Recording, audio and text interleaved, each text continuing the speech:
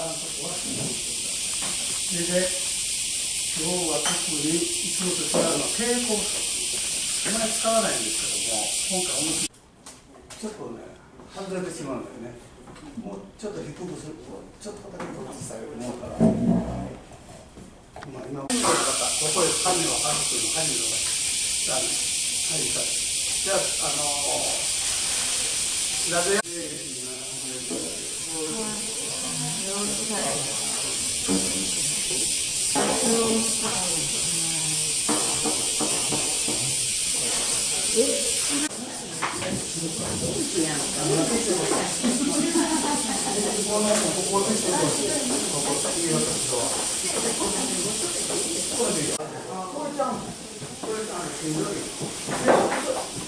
れほら入ってた中の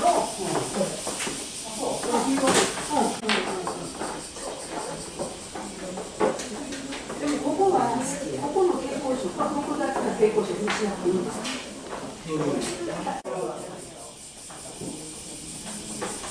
まあどっちにしろオイル伸ばしたら端から端にそのまま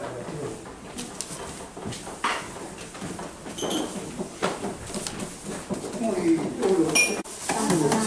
オイル多すぎる。それは要件でやるんです。ここはこれで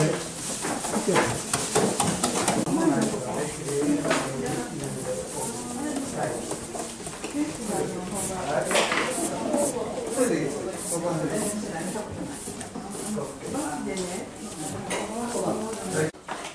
でこれでここの赤いところ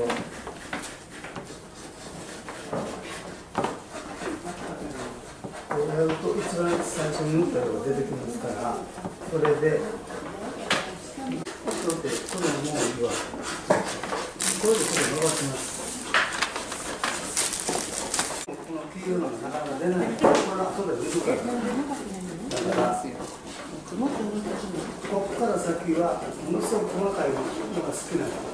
もうやったら大胆なのが好きなの。次からこれちょっとよろしい。この子が隠すとでここに入れます。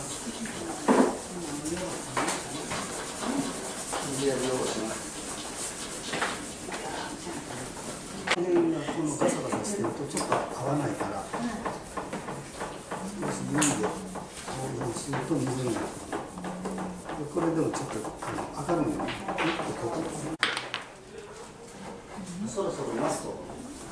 結果とかこれをち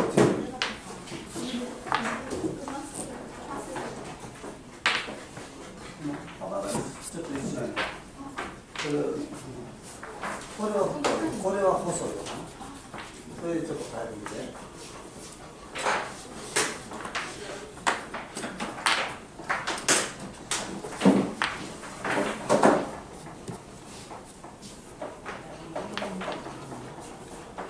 これ例えばここちょっとあれかここの四角形がはっきりしてると、あとこの斜めのこの線がこの辺をちょっとこう前をねグッていってしまえば、でこっちは行ってんだけどちょっと細すぎるというそんなちっちゃい問題です。